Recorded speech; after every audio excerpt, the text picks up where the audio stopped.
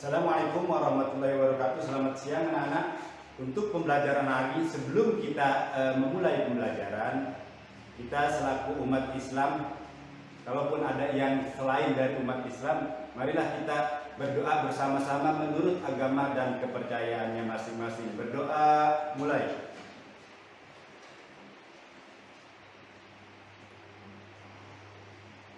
Selesai. Anak-anak, sekarang kamu buka buku tema 1 pembelajaran pertama. Kita lihat di halaman pertama. Di sini tentang keberagaman budaya Indonesia. Kita sama-sama tahu negara Indonesia terdiri dari berbagai macam pulau, dari Sabang sampai Merauke, bahkan ada lagunya yang sama-sama kita ketahui. Pasti anak-anak sudah tahu semuanya ya. Terutama lagunya yaitu dari Sabang sampai Merauke berjajar pulau-pulau. Sudah tahu, bisa dilanjutkan masing-masing. Oke anak-anak, di sini ada tentang kita baca dulu bersama-sama. Indonesia terdiri atas berbagai macam suku, bangsa dan budaya, namun tetap dalam satu wadah, yaitu Negara Kesatuan Republik Indonesia. Yang sama-sama kita tahu, Negara Kesatuan Republik Indonesia kita adalah Indonesia. Dimanapun berada kita, mengapa ada bahasanya yang satu bahasa Indonesia? Mungkin di kelas 3 sudah dipelajari tentang yang namanya apa ya itu ya, Bapak lupa sedikit ya. Ada di kelas 3 sudah kita pelajari. Sekarang kita melanjutkan di kelas 3. Dimanapun kita berada selalu menggunakan bahasa, yaitu bahasa Indonesia yang sama-sama kita ketahui. Misalnya di luar negeri, anak-anak pergi ke luar negeri ketemu dengan orang Jawa, orang Sunda ketemu dengan orang Jawa pasti menggunakan bahasa Indonesia. Karena kita sama-sama tahu, kalau seandainya orang Jawa dengan orang Sunda bertemu dengan satu orang itu kemudian berbicaranya masing-masing, nggak akan mengerti, apalagi bahasa Batak ya anak-anak ya. Oke, yang pertama kita lihat di sini adalah pawai budaya yang paling kita sering melaksanakan di 1 Muharram ya anak-anak ya, tentang pawai obor. Tuh biasanya di pengajian kayak ini ada pawai obor yang sama-sama, mungkin yang pada anak-anak pada ngaji itu tahu ya. Nah, di situ kita lihat di sini ada pawai budaya. Pawai budaya sangat menarik bagi warga Kampung Babakan. Nanti anak-anak tinggal baca, karena kalau Bapak bacain nggak akan habis ini, kelamaan waktunya. Anak-anak baca tentang pawai budaya, perhatikan. Nah, dari pawai budaya kita lihat anak-anak ini ada berbagai macam lihat. Ada budayanya, bajunya, baju adatnya macam-macam anak-anak ya. Terutama kita lihat paragraf pertama. Pawai budaya sangat menarik bagi warga Kampung Babakan. Nah, setiap bacaan terdiri atas berbagai macam paragraf. Ada kurang lebih di pawai budaya itu ada 1, 2, 3, 4, 5. Ada 5 paragraf. Nah, setiap paragraf ada yang namanya gagasan pokok. Ya, apa sih yang dimaksud dengan gagasan pokok? Gagasan pokok adalah ide utama yang dibahas dalam suatu bacaan. Ingat, biasanya gagasan pokok terletak di awal kalimat, ada juga di tengah dan ada juga di akhir, tapi lebih banyak di awal kalimat, kan? Nah, setelah ada gagasan pokok, maka akan ada gagasan pendukung. Nah, gagasan pendukung apa sih? Gagasan pendukung adalah, perhatikan, uraian atau tambahan informasi untuk gagasan pokok. Contoh di sini kita lihat di paragraf pertama. Perhatikan anak-anak, pawai budaya sangat menarik bagi warga Kampung Babakan. Itu namanya gagasan pokok. Ditambah lagi dengan gagasan pendukung. Apa gagasan pendukungnya? Nih, perhatikan. Pawai ini selalu menampilkan keragaman budaya Indonesia. Contoh misalnya, kita lihat contoh gagasan pokok. Misalnya, kita lihat Pak Yusuf seorang guru yang baik hati. Nah, ini gagasan pokoknya. Terus apa? Gagasan pendukungnya. Ditambah lagi gagasan pendukungnya. Pak Yusuf bekerja mengajar di SD Negeri Kampung Bulan. Nah, ini gagasan pendukung. Bisa apa ditambahkan lagi gagasan pendukungnya? Bisa.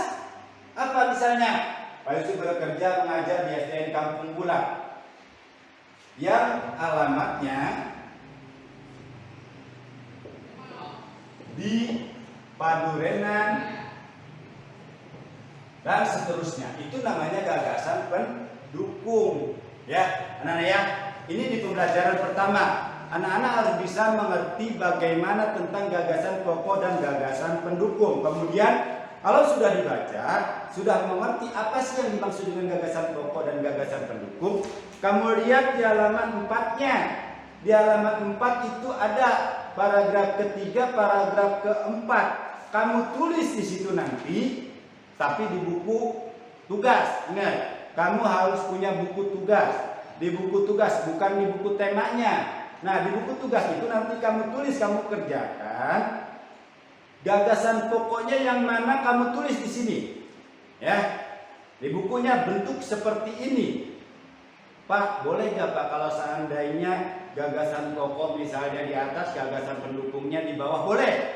Ya, nggak usah seperti ini, boleh. Misalnya seperti ini. Tulis di sini. Gagasan gagasan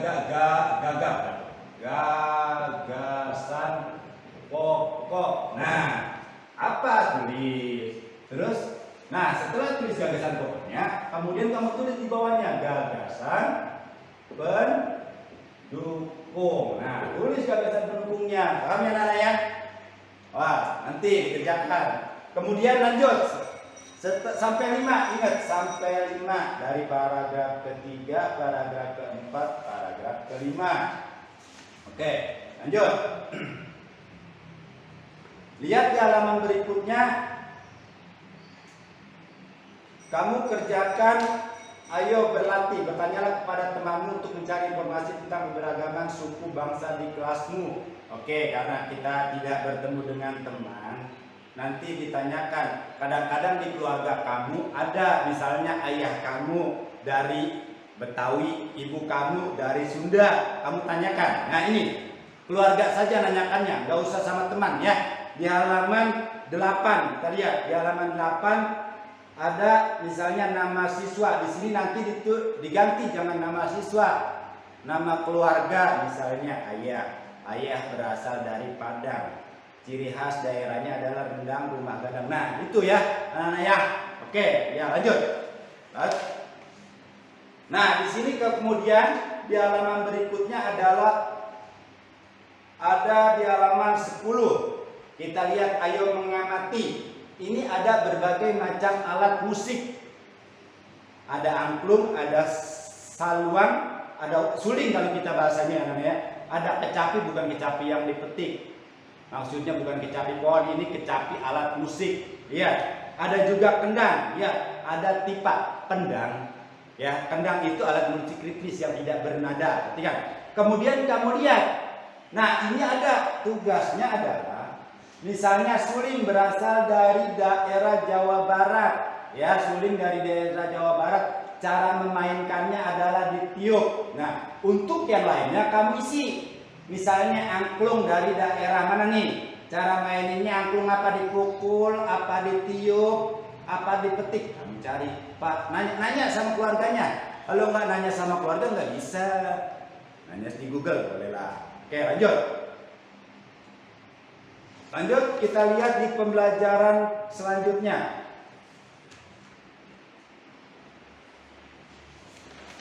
Di pembelajaran kedua, perhatikan. Di pembelajaran kedua itu kita lihat anak-anak. Tadi sudah pawai budaya, perhatikan. Kamu di sini disuruh mencari, ya, ada yang namanya segi banyak. Nah, perhatikan anak-anak. Lihat, kamu tulis. Nanti di buku tugasnya kamu tulis bentuk segi banyak. Bentuk adalah bukan. Nah, bentuk segi banyak yang mana? Yang bukan segi banyak kamu tulis nih. Perhatikan ya, nih di halaman 18. Ya, oke, siap. Segi banyak adalah kurva tertutup yang dibatasi oleh garis. Ingat, segi banyak adalah kurva tertutup yang dibatasi oleh garis. Nah, Pak, kalau belum tertutup berarti bukan segi banyak. Nah, lihat. Bentuknya juga bebas kalau segi banyak ya anak-anak nih. Ini namanya segi banyak karena sudah dibatasi oleh garis yang tertutup. Kalau masih begini juga, nah ini kan belum tertutup, namanya bukan segi banyak. Lihat contohnya, kamu tulis nanti ini. Nah kemudian lihat, kamu cari lagi, perhatikan, lanjut.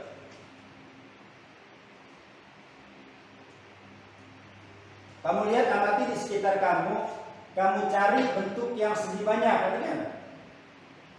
Di halaman berikut. Nih, kamu kerjakan di halaman 20-nya. Tuliskan contoh penggunaan segi banyak yang ada di sekitar apa aja nih di sekitar kita di segi banyak nih. Apa manfaat segi banyak dalam kehidupan sehari-hari? Manfaatnya apa? Nah, di rumah banyak segi banyak, misalnya di situ ada televisi, ada radio, ada yang berbentuk segi. Di dapur apalagi lebih banyak lagi ya. Nanti kamu kerjakan. Nah, perhatikan anak-anak. Kalau ini kita harus praktek nih di halaman. Nah, perhatikan. Setelah kamu belajar tentang segi banyak, ini saatnya kamu mengisi diagram berikut. Bentuk diagramnya seperti ini di halaman 21. Segi banyak. Nih, kamu isi ya, yang nanya sama keluarga kamu. Lanjut. Nah, ini untuk pembuatan, perhatikan. Membuat tangram. Apa sih tangram? Perhatikan, ambil kertas berbentuk persegi panjang lipat diagonal. Kemudian kamu nanti praktekkan dengan keluarga ya, mana ya. Nah, kamu praktekkan. Lihat, ikutin yang ada. Oke? Mengerti ya, mana ya. Nah, sebenarnya lebih enak lagi tangram terdiri dari 7 buah bangunan. Nih, perhatikan. Seperti pada gambar di samping gitu. 1, 2, 3, 4, 5, 6, 7. Ya, nanti bisa berbentuk seperti ini, namanya tangram. Lanjut. Bisa dipraktekkan dengan keluarga kamu ya. Oke, pembelajaran kedua selesai. Kita lihat. Nah, perhatikan di pembelajaran selanjutnya.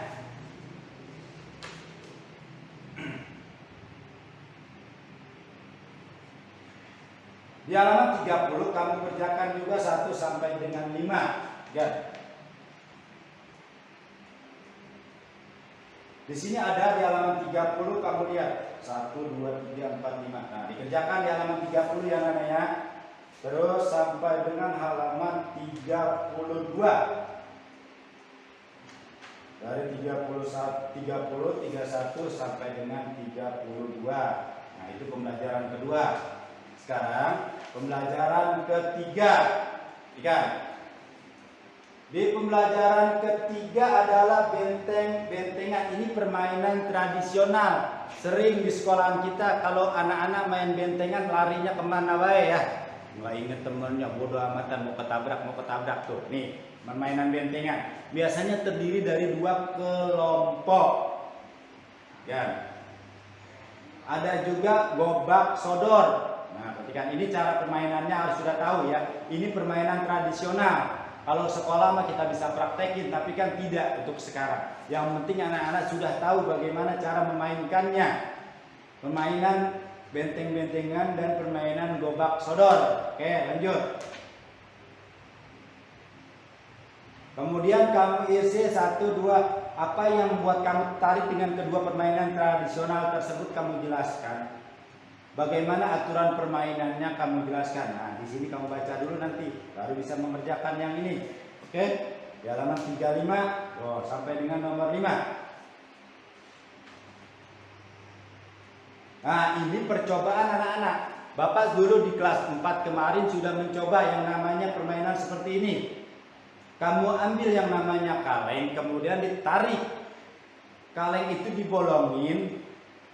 Nah, itu kan dibolongin, kemudian dikasih benang. Biasanya pakai benang yang namanya benang bangunan. Nah, ini permainan Bapak. Tapi ingat, ini harus kencang karena bunyi merambat melalui benangnya. Kalau benangnya nggak kencang, nggak akan bisa bunyi. Nanti tanyain sama bapak kamu, sama abang kamu. Bikin di rumah pakai kaleng susu, ya Nana ya. Nih, dicoba, nggak apa-apa, bikin. Nah, selanjutnya adalah, oke, kita lihat. Nah, di sini di halaman 42 ada lagi kembali ke gagasan pokok. Kamu harus mengerjakan dibaca yang musim hujan di halaman 29 ada siap menghadapi musim hujan. Nah, kamu kerjakan yang di halaman 42, paragraf pertama, kedua, dan ketiga. Kamu cari yang namanya gagasan pokoknya dan gagasan pendukungnya. Dari mana sih ini kok ada? Lihat, menghadapi musim penghujan. Kamu baca dulu. Ya, Nana ya. Oke, sudah mengerti semuanya ya. Untuk pembelajaran hari ini kita cukupkan sampai di sini.